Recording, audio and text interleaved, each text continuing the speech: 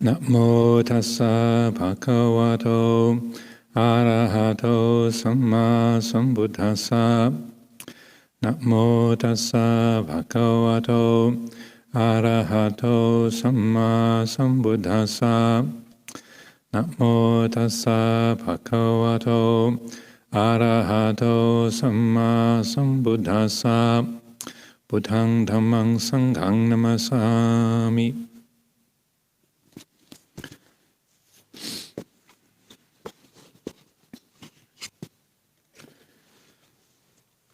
Well, continuing with these talks of Luang Por Sumedho's from Vol.3 of the anthology, Direct Realization, and these are all talks from the book The Way It Is, being teachings Luang Por gave during the winter retreat here at Amaravati in 1988. This is the second of the 5 talks on dependent origination. Momentary arising.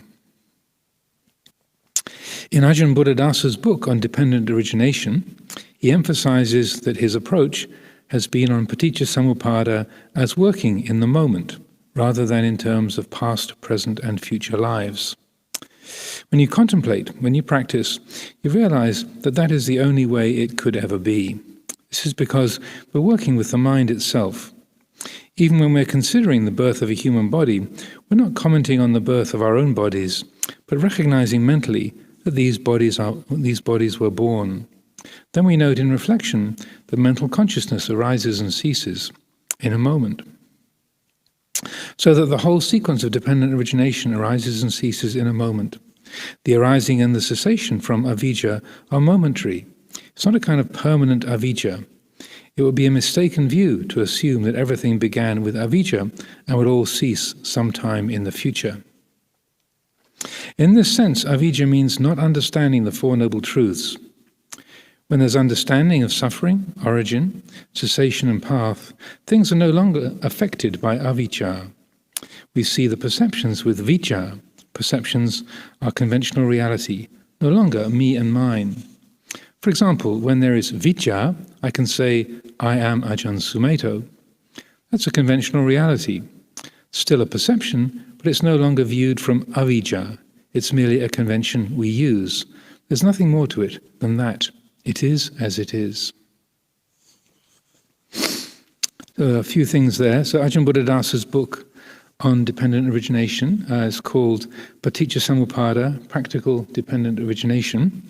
And he makes a very strong point in that he's very consciously going against the interpretation that is put forward in the Visuddhimagga in particular, and also other commentaries over the years, which talks about the 12 links of dependent origination as representing 3 lifetimes. The links avijja paccaya sankhara, being a previous life, and then vijnana there being the kind of relinking consciousness of a new birth, and then the present lifetime, and then going to bhava and jati, a future lifetime, and then jara, marana, soka, parideva, dukkha, domanassa, upayasa. So what's called the 3-life interpretation. And so in the Visuddhimagga, that's the way that it's put across and described as being the meaning of it. But as I've mentioned in previous readings, you do have passages in the Pali Canon that talk very directly and clearly about paticca samuppada as a momentary experience, and I'll read one of those in a moment.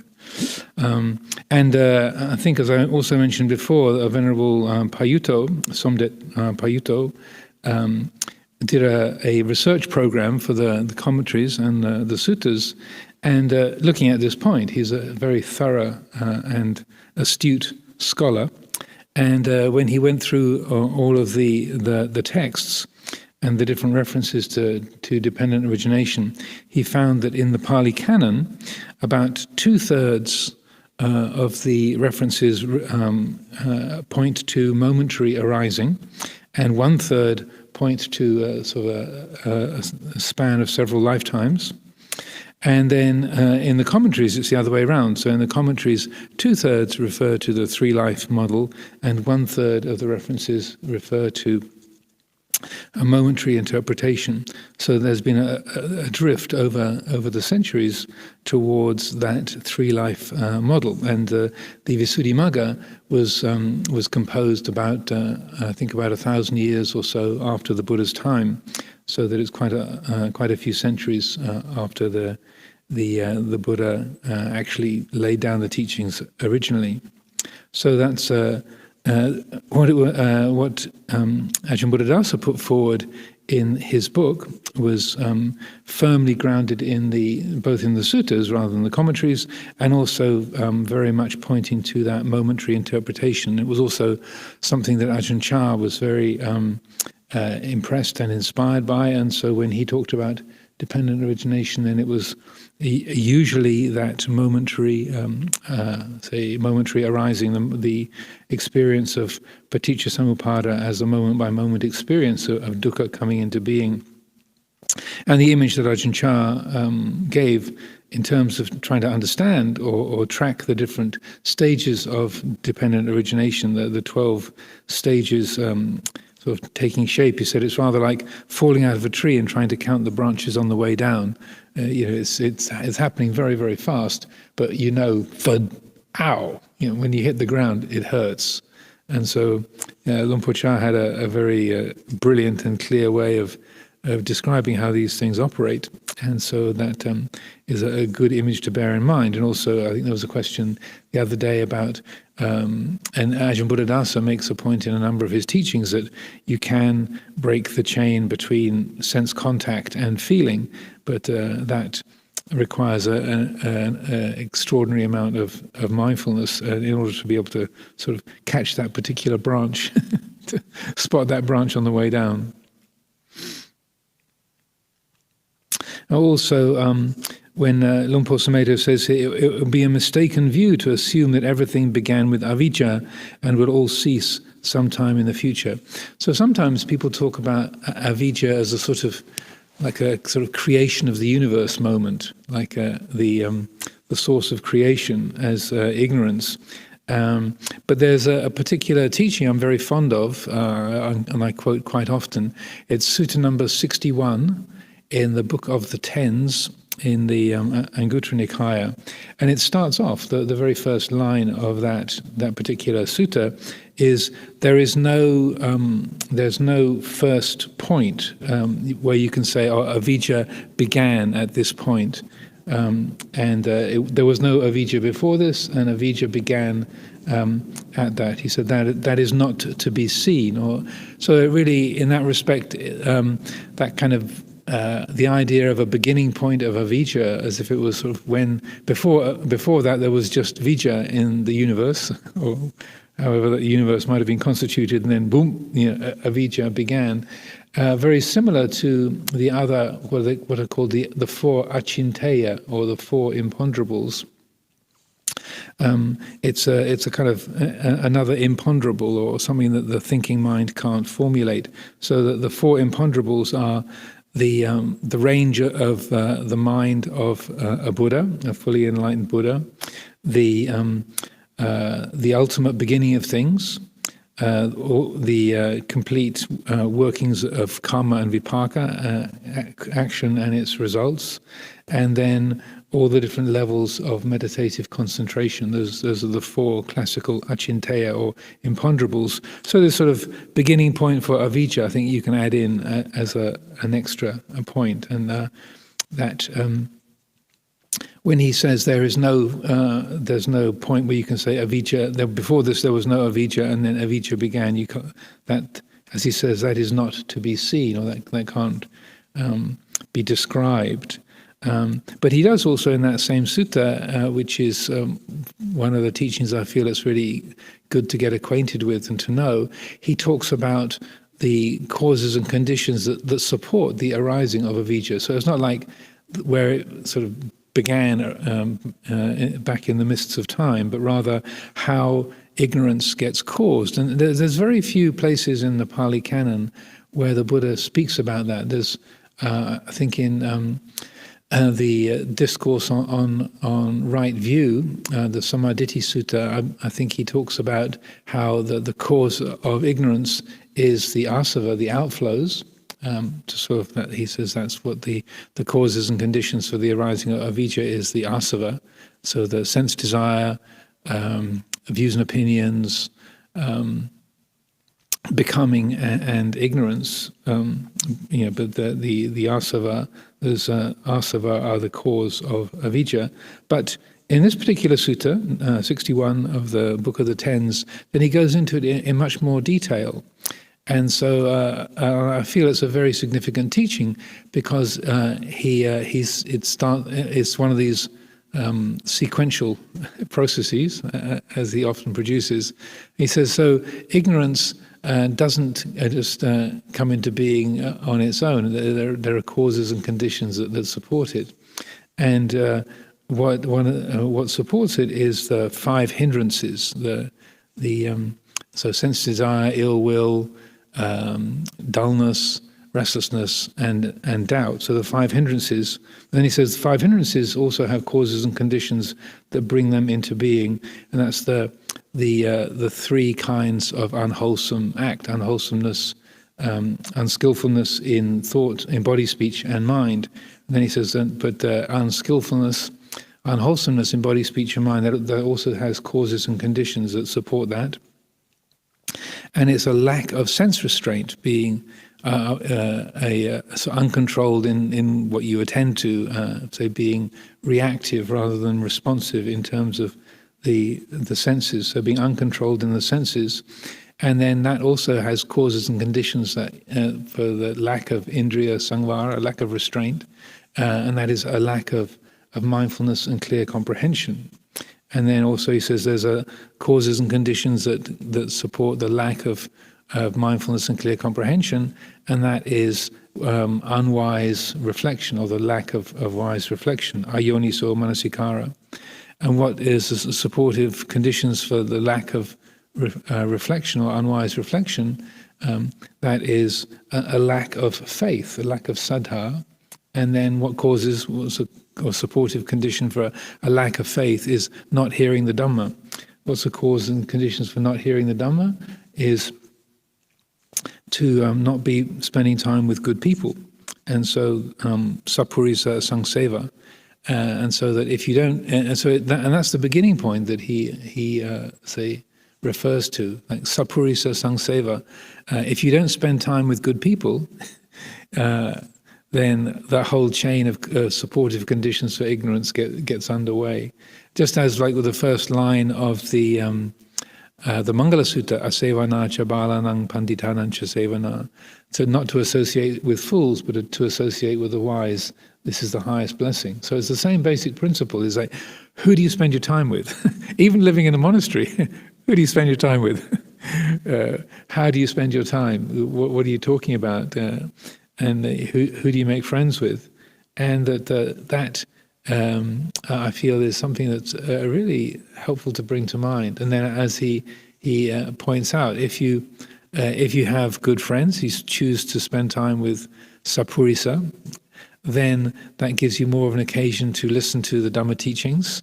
If you listen to the good Dhamma, sadhamma savana, listening to the good Dhamma, then that gives rise to faith, saddha. Then faith gives rise to wise reflection. Wise reflection supports mindfulness and clear comprehension, intuitive wisdom, intuitive awareness. That leads to sense restraint, being responsive rather than reactive. And then sense restraint leads to the 3 kinds of wholesome action in body, speech, and mind.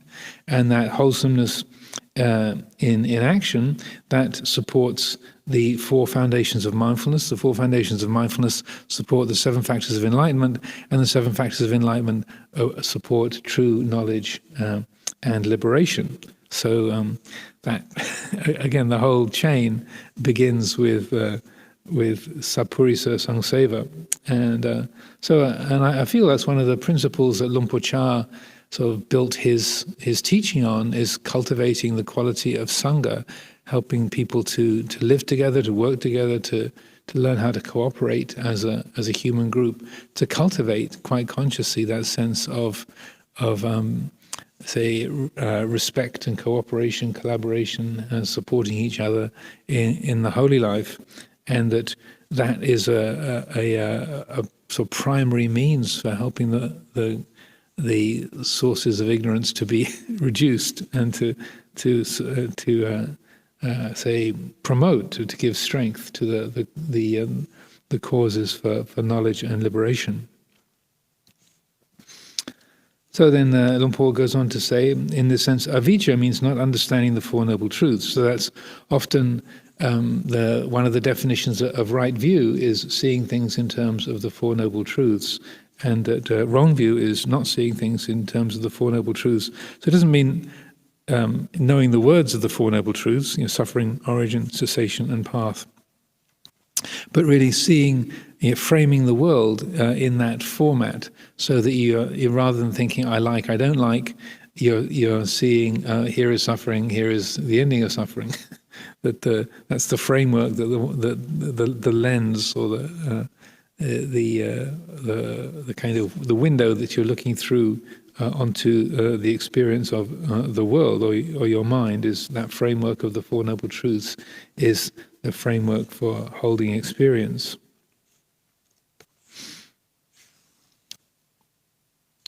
Then he goes on to say, we see perceptions with vijja. Perceptions are conventional reality, no longer me and mine. For example, when there is vijja, I can say, I am Ajahn Sumedho, as a conventional reality. Still a perception, but it's no longer viewed from avijja. It's merely a convention that we use. There's nothing more to it than that. It is as it is. So again, as I was saying a few readings ago, that one time when the Buddha was challenged about his use of language, saying, if all dhammas are not self, how come, Venerable Sir, you use words like he and she and we and they? You use all these personal pronouns. Doesn't that go against your teachings that sabbe dhamma anatta, all dhammas are not self? And the Buddha responds by saying that the Tathagata uses that kind of language for the convenience of communication, and those words, those terms are used without confusion, without delusion. So, any questions, thoughts? Yes, Anagarika Riyasara. I have a question about the asava. About the asava? Yes, yeah. What is the relation between asavas and the fetters? And the what? Fetters, sanyojana. The fetters, oh right. They overlap. So sometimes you get a list of 3 asavas, sometimes you get 4. So you have kamasava, sense desire, and then bhavasava, the outflow of becoming, and then ditthasava, the outflow of views and opinions, and then avijjasava, the outflow of ignorance. So I think you could say that the asava is a more general sort of summary of those kind of obstructive qualities.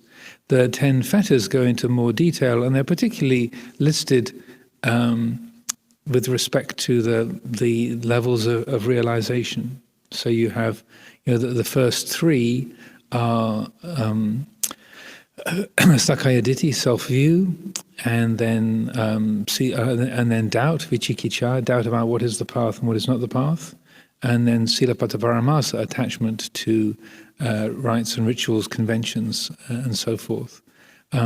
So that you could say that in that respect, say ditthasava, the attachment to opinions, is somewhat related to Silabbata Paramasa, also somewhat related to getting beyond doubt. Then the next 2 of the fetters are Vyapada and Kamachanda, so ill will and sense desire, and so that they are for a once returner they are reduced. They're not completely eradicated, but they're reduced. So that would be related to kamasava, the outflow of sense desire, So that sort of overlaps there. And ill will, I think, is also it's a kind of sense desire, but with a pushing away rather than a grasping hold. Then you have the next ones are rupa raga and arupa raga. The they're the fetters 6 and 7. So that's a attachment to blissful states of mind. So that's in a way it's a kind of extension of the sense desire, kamasava. And then the last 3 of the sangyojana is asmimana, the conceit of identity, and then udacha, being restlessness, and avijja. And so that kind of udacha, though, is only is let go of by the arahant, and it's not just of the udacha kukucha of the I would say of the 5 hindrances. It's much more subtle than that. Not just sort of fidgeting on your cushion because you want to go and have a cup of tea or your legs are aching, but that sort of level of the 9th fetter, at least how I understand it, is it's a very subtle kind of restlessness which says that is more interesting than this. There's something off in the future, the imagined future, that's more interesting or less painful or more fulfilling than this. So it's in a way the mind still caught into subject and object, past and future, and so that there's in a way it's not seeing that the Dhamma is here and now, but if this would change, then it would be better. That kind of subject-object duality, past, present, future divisions feed that kind of subtle udacha. So it's not. You can be perfectly still on your cushion and not have any physical restlessness, but still have that. In a moment it's going to be better, or in a moment there's something that's. Is different to this. So it's a non-recognition that the Dhamma is akaliko, is timeless, is intrinsically ever present. So sanditiko means ever present, apparent here and now. So that kind of udacha is that missing that the Dhamma is ever present. It's like, the Dhamma's over there, it's not here. That's more interesting, that's richer, more real, more absolute than this. You can follow that. So that I would say is part of the avijjasava, the outflow of ignorance, that kind of subtle sort of not seeing clearly. And then avijja is also related to that avijjasava, the outflow of ignorance, that the 10th of the 10 fetters. I've never really sort of lined them up before. It's just sort of off the top of my head, but they overlap in various different ways. Thank you, Ajahn. So if we eradicate asavas, that means automatically we eradicate the fetters. Yeah, one of the ways of representing arahantship is kinasava, the outflows have stopped. So the asavakaya jnana, the knowledge of the ending of the asavas. So that's a way of describing full enlightenment. So that they kind of, particularly avijjasava, the outflow of ignorance, that it's only at arahantship that outflow stops altogether. So asavakaya jnana, the knowledge of the stopping of the outflows, is very, very commonly used as a description of someone realizing arahantship. Okay. Can you use the microphone?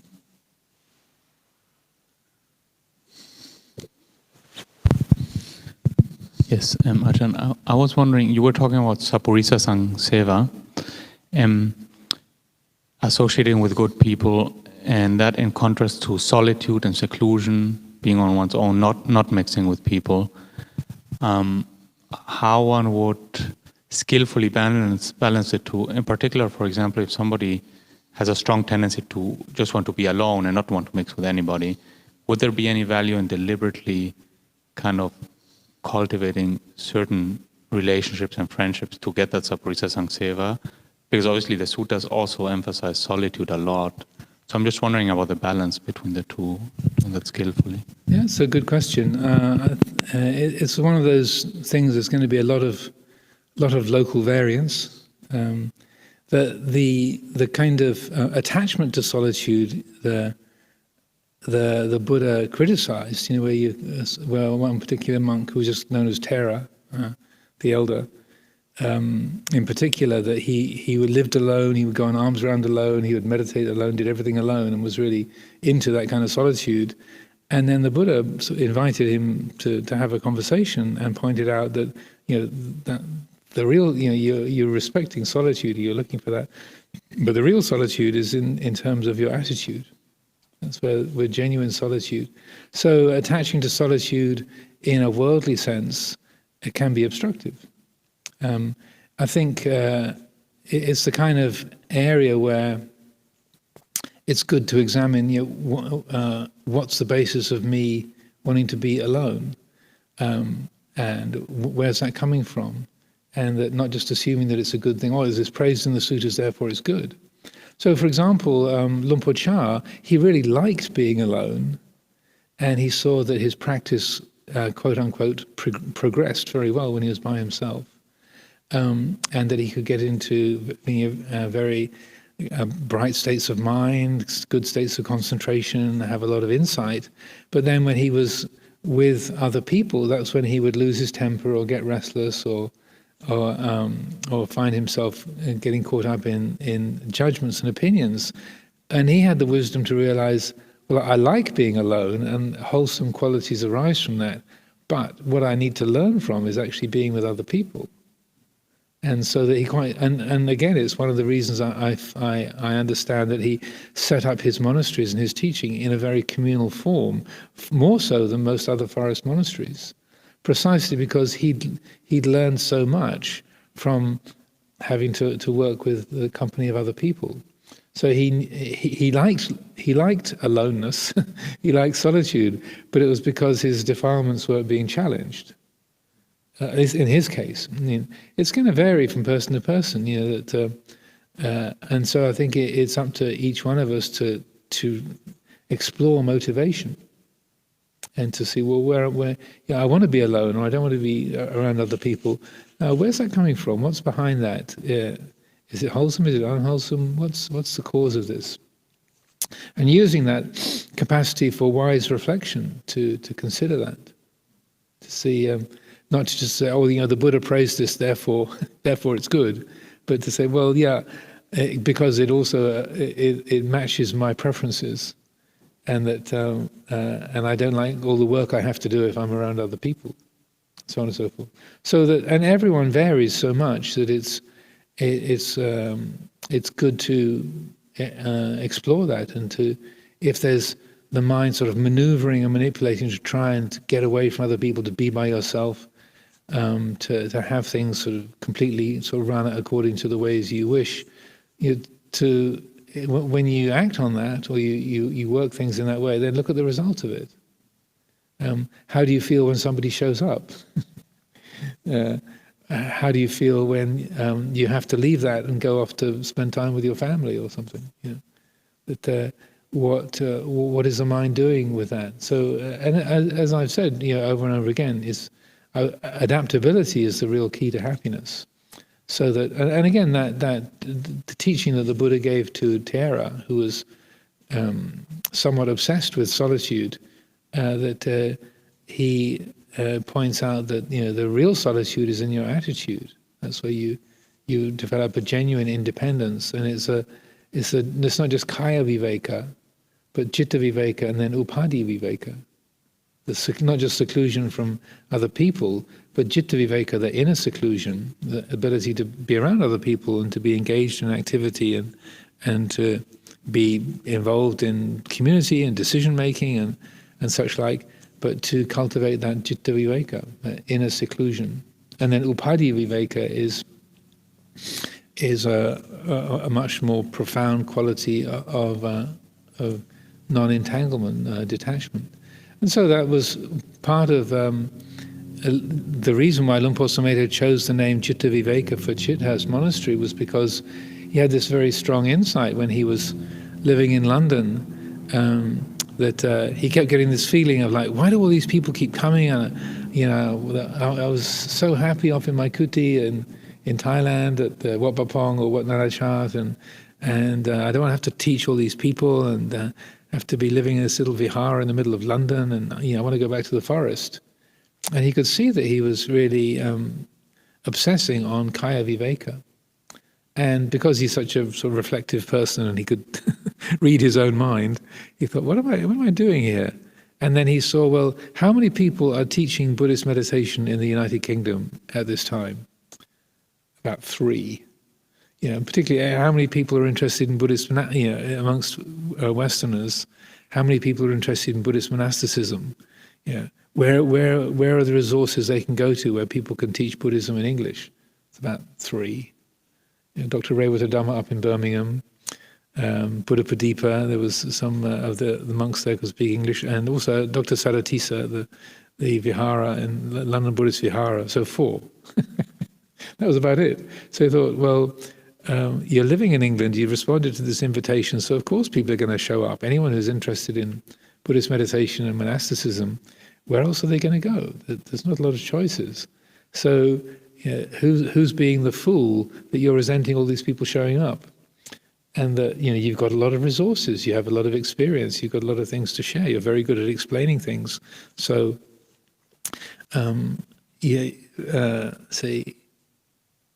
revering the quality of kaya viveka and wishing that you were physically alone is missing the point, because living in this situation, kaya viveka is not an option. It's not possible, really, to a great extent.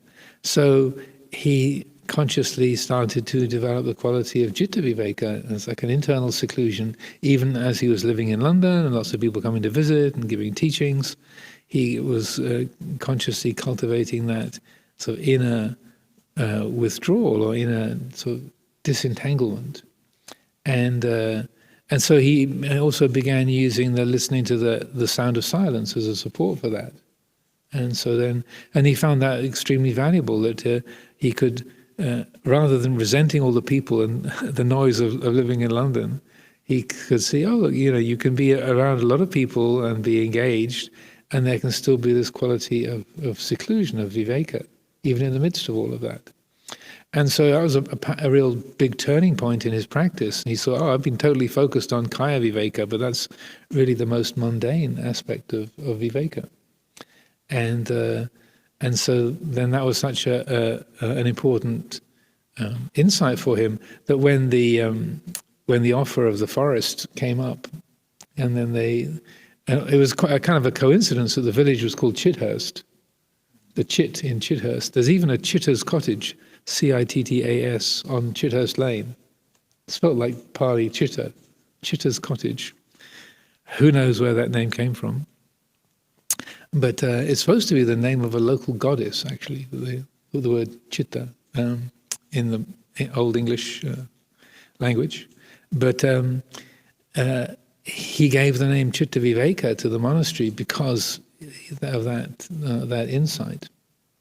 So that I think the Sapurisa Sangseva aspect is that when you're in community or you're necessarily engaged with people and the world, then to be making your choices, like, well, who do I want to spend my time with? And if I'm with people, what do we talk about?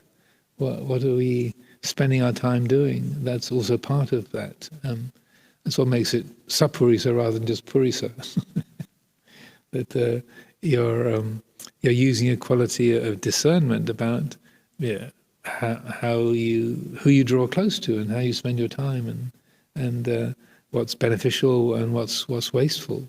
Not to be sort of judgmental or finding fault with others, but just to be considering, well, do I need to be spending my time just engaged in this conversation, or could there be something? Is there enough of this today, and I just go off and be by myself in my room or my kuti, and so that there's a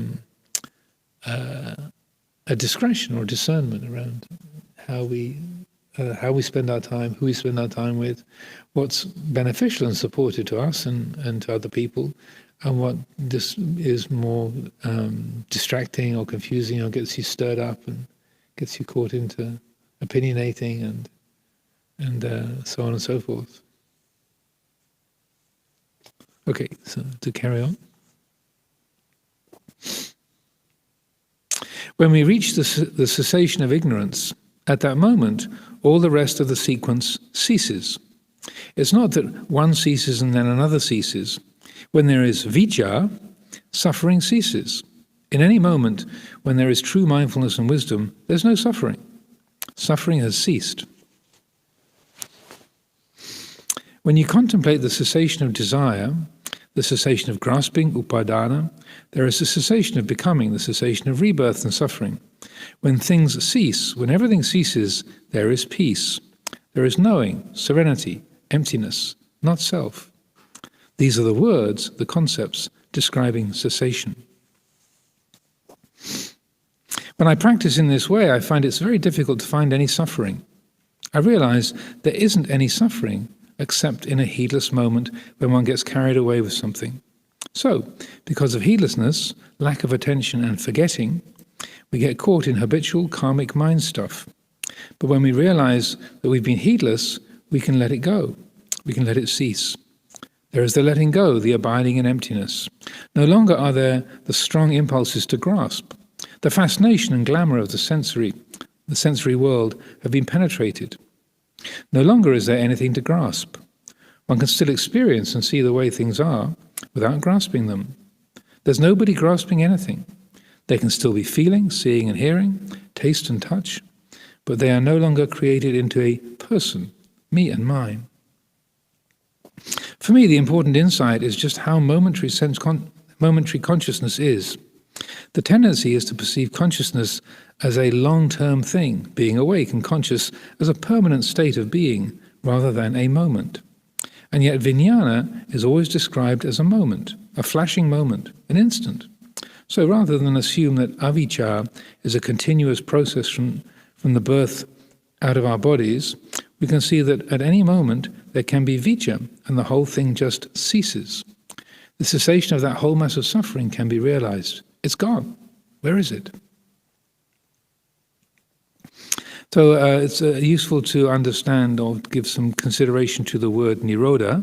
So it's usually translated as cessation, but it comes from the Pali root rud and rujati, which doesn't just mean the ending of a thing that has begun. It also means the non-arising of something, or the checking, the limiting of something, and so that when we're reciting the words of the chanting, and again, there's a very help in Bhikkhu Payutto's book on dependent origination as a chapter. Also, it's repeated the whole thing in the island, called a problem with the word nirodha, and he describes very, very clearly what the issue is, because and as Luang Por Sumedho puts it here, when there is vijja, then it's not like the avijja stops and then the sankhara stops and then the namarupa stops and so forth, but it's like when there is vijja, when there's awareness,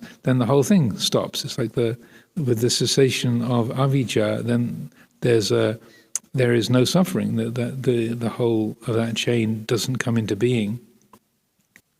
So that's helpful to be bearing that in mind. And also I thought I'd read this particular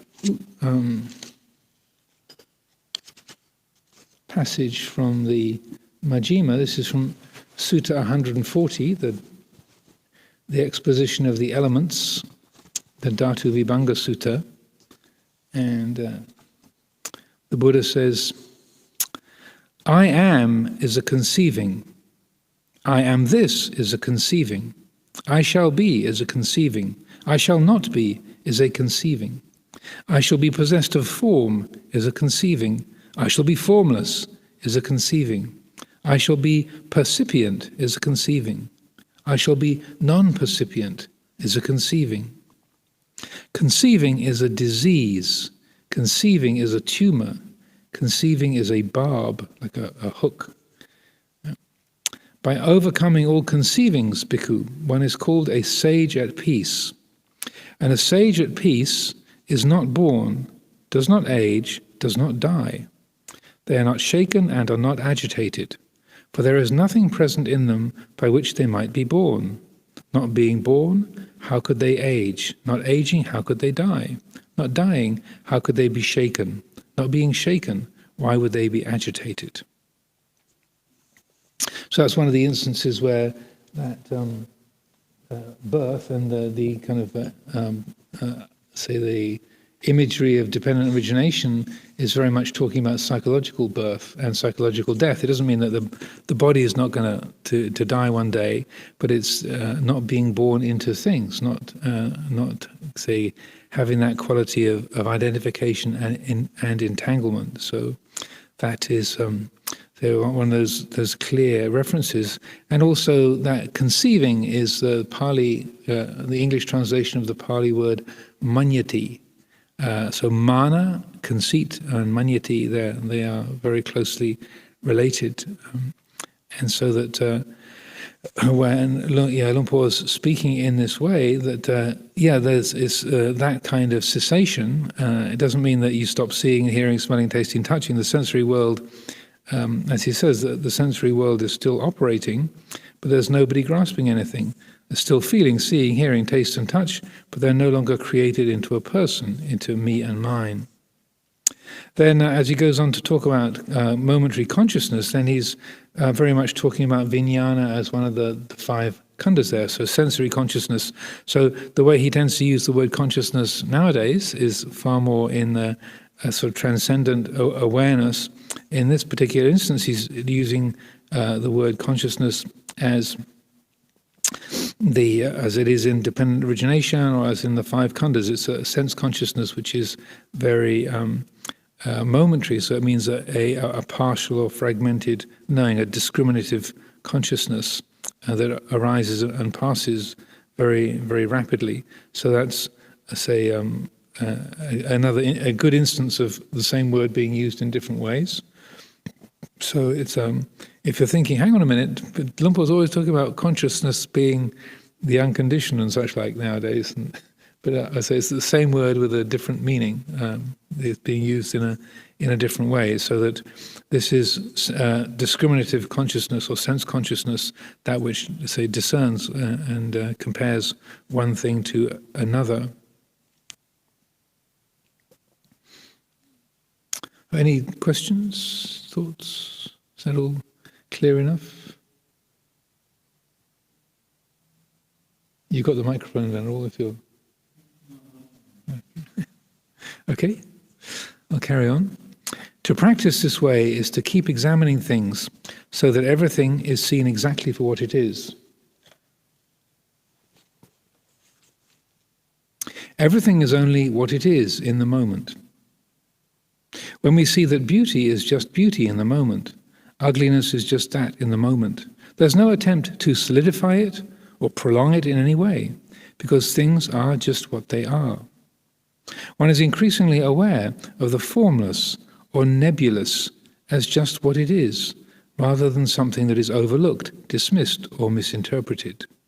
So nebulous means vague, or literally means like a cloud, like a nebula. There's like a cloud amongst the stars is a galaxy. So nebulous means cloud-like. The problem of perception is that it tends to limit us just to being conscious of certain points. We tend to be conscious at certain designated points, and the natural change and flux and flow are not really noticed. One is only conscious at A, B, C, D, E, F, G. The points between A and B are never really noticed, because one is only really conscious at the designated points of perception. That's why when the mind is opened with vijja and is receptive, Dhamma reveals itself. There's a kind of revelation. The empty mind in the state of wonder allows truth to be revealed, but no longer through perception. This is where it is ineffable truth. Words fail us and it's impossible to put it into perceptions or concepts. So again, Luang Por's talking about these kind of subtle areas where, when the mind lets go of perception and the particular objects of perception of what we see or what we hear, so like noticing the space between A and B, or noticing the space between people, or the space here in the temple, that the eye goes to to the microphone or the camera or the pillar, or Sister Jayavira, Sister Jnanasiri, to the monks over here, Tan Nidaro, Tan Manunyo, but the space between Tan Nidaro and Tan Manunyo is not as interesting as the monks. It's like the attention goes to the humans because they're more interesting. They have got more information around them. There's more story, more history than the space between them, which is vague, which is nebulous, formless. And so the conditioning of our senses is to go to the forms, the objects of perception. But when there is that sense of opening of the heart and, say, letting go of the sense objects are still there, but the heart is more able to apprehend, to receive the whole picture, so that the space of the room or the space between things is as much a part of the picture and is as appreciated as the objects of sense. And that in that opening of the heart to the whole moment, then what we experience is wonderment. As Luang Por says here, the empty mind is in a state of wonder and allows the truth to be revealed, but no longer through perception. So again, it's difficult to talk about or to describe exactly, but it's when you, in a sense, let the mind know the empty nature of perceptions and thoughts, then there's a brightening of the heart. There's a quality of richness or wonderment, is a good word, I feel, for this. That is peaceful, is bright, is clear, and so that you can still hear and see and smell and taste and touch. The sense world is still going on. There can still be thought and memory and imagination and so on, but it's a mysterious process, and that what we speak about as nibbana or peacefulness, or the cessation of suffering. That these are all different ways of describing that quality of the richness of heart, or the quality of wonderment, clarity and peacefulness that comes when the empty nature, the selfless nature of perceptions is realized.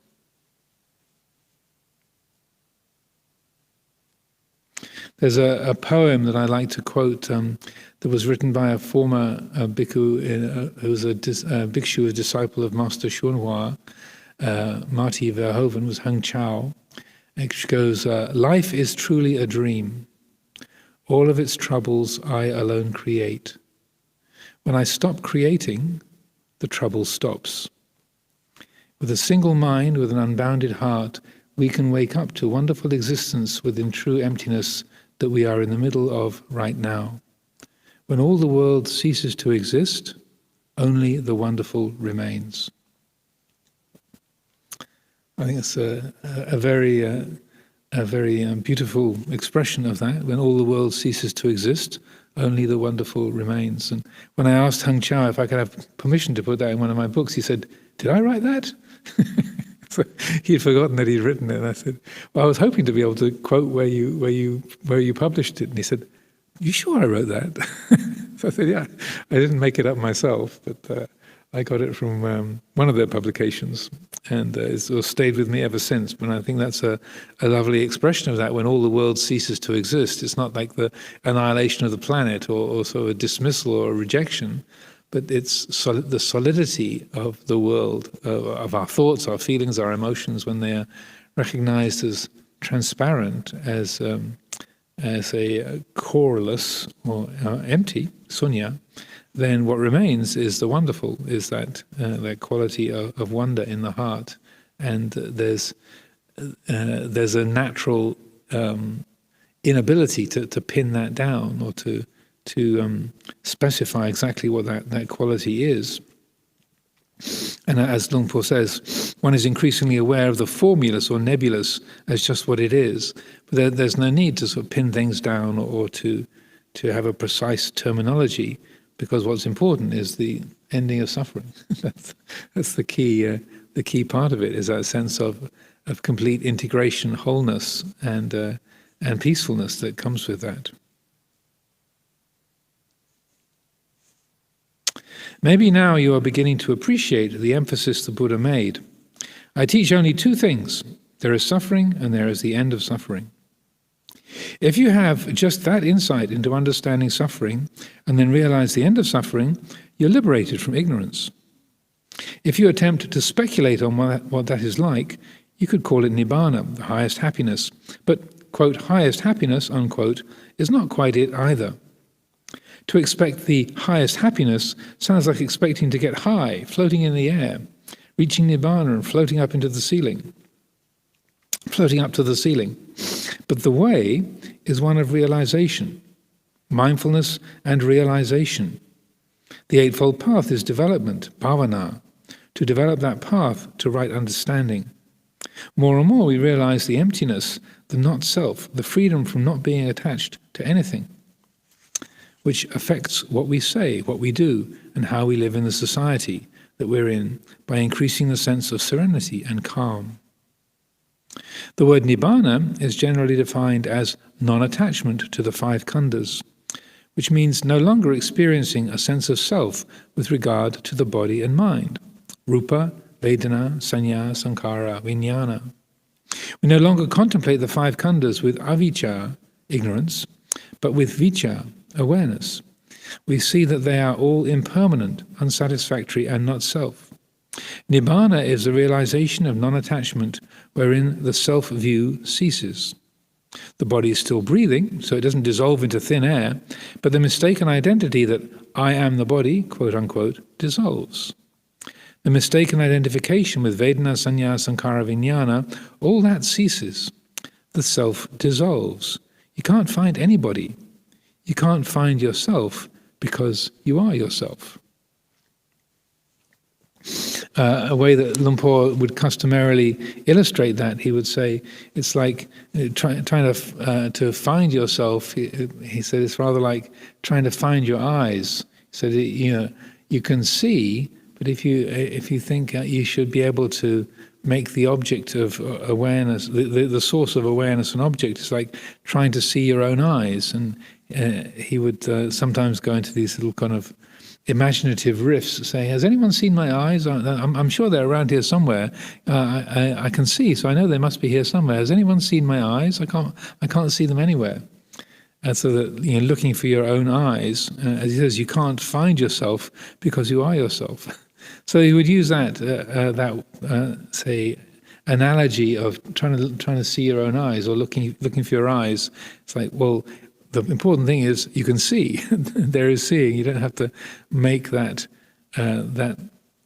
medium of seeing something that is visible. It's kind of crazy to be looking for your eyes when you can already see. You don't have to make it an object, because that's the very means whereby you are seeing. Does that make sense? Do say if it doesn't. Any other questions, thoughts? Okay. In the traditional view of dependent origination occurring over the span of 3 lives, the 5 khandhas are seen as a kind of permanent form from birth. The body, feelings, perceptions, mind formations, and consciousness are considered as being continuous from birth. But that's an assumption we make, and the reflection of momentary arising points to the mind itself. The body isn't a person anyway. It's not me and mine. Never was, never will be. There's only the perception of it as me and mine, the belief that I was born. I have a birth certificate to prove that this body was born. We carry birth certificates in our mind. We carry around the whole history, the memories and so forth of our lives, giving us this sense of a continuity of a person from birth to the present moment. But examination of perception alone shows that perception arises and ceases. This perception of me as a permanent personality is just a moment. It arises and ceases. Consciousness, too, is just momentary and conveys the attractive, repulsive, and neutral qualities of the conditioned realm. When one sees that clearly, there is no longer any interest in that attachment and in seeking for happiness, trying to be reborn into happiness or beauty, pleasure, safety or security. Rebirth is a grasping of the conditioned realm, so we let that go. The five khandhas are still the five khandhas, but they are seen for what they are, as impermanent, unsatisfactory, and not self. So this reflection on the truth of the way it is very direct, very clear. From the confused, amorphous, nebulous, insecure, unstable, uncertain, to the certain. Whatever it is, we're no longer choosing which we prefer. We're just noting that whatever arises ceases. As you realize this through your practice, a lot of the vagueness and fuzziness of your mind are seen for exactly what they are. Confusion is just confusion. Just that. It's a Dhamma. Confusion is just confusion in the moment. It's not permanent or the self. So what before was a problem or something deluding us is transformed into a Dhamma. The transformation is not through changing the condition, but through changing the attitude from ignorance to clarity. So this is a helpful principle, I feel, that because sometimes we can revere clarity or understanding and we want to not be confused or to have everything straight and clear and neatly arranged. And I'm a lover of lists and orderliness in my own character. I enjoy having everything neatly laid out and ranked and numbered and put into little boxes. The tables function in Microsoft Word is something I greatly enjoy having. Organizing events and making lists of things and putting people's names into boxes and dates and functions. There's something that says, yes, I like that. But if we take refuge in putting things into boxes and having everything in order, then when things are confusing or they don't go into the box, or the boxes fall apart, then we can make a lot of suffering out of that. So one of the things that I feel is really helpful is just is to take this principle that Luang Por is describing here and to recognize that which knows confusion isn't confused. That which is aware of I don't know what the heck's going on, that knowing is a refuge. That is a basis for our freedom, our liberation. That most of life is pretty mysterious anyway and doesn't go into boxes very, very conveniently. And that the capacity to, say, allow things to be fuzzy or unclear, to be confused, you can be completely at peace with a lot of fuzziness. Just as you can be unwell, or you can be sleepy, or you can have having a fever, and your thinking functions can be sort of all over the place. But you can be fully aware that the mind is all over the place, or that there's a lot of confusion. You don't know what's going on. You're getting conflicting messages. You can know, oh, here are conflicting messages. This is the experience of not knowing what's going on. That's what this is. And in that moment, even though the thinking mind can't arrange things neatly, there isn't any suffering. It doesn't mean that you don't care, but you're not trying to build your happiness upon having everything in order, in an orderly, definable fashion. So this is a really significant point, that we don't have to run away from the confused, amorphous, nebulous, insecure, unstable. That just that knowing, oh, this is really confusing, or this is really vague, I can't see clearly. You can recognize that things are not clear. Like, it's nighttime, it's dark, you can't see clearly because of the absence of sunlight. It's nighttime, so of course it's dark. You can't discern clearly what's going on because there isn't light. But we don't have to create suffering out of that lack of clarity. That's something that the mind adds onto the moment. So I feel that's an important part of our practice, and that particularly if you find yourself really needing to have everything explained, you want to have answers for everything. You want to be able to explain everything.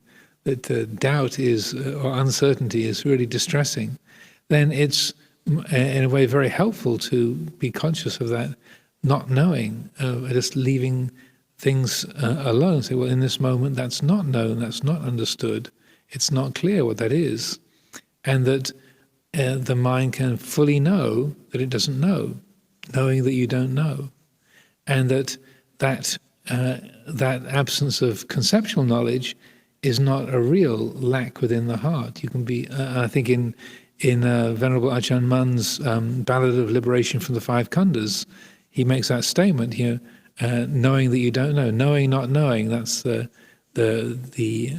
path or the direction for the heart, to be at ease with not having the answers, to be at ease with not having a comprehensive picture.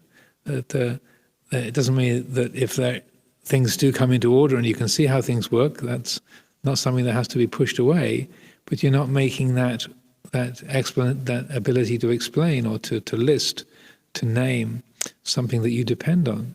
And so then that knowing, not knowing. There's even a Pali word for it, ananya tanya samitindriya, knowing the unknown is the Pali word for knowing that you don't know, as far as I remember that word. So there's a little bit more in this chapter, but I'll stop there since we're after 7. So any final questions, comments? Okay, we can finish there for today.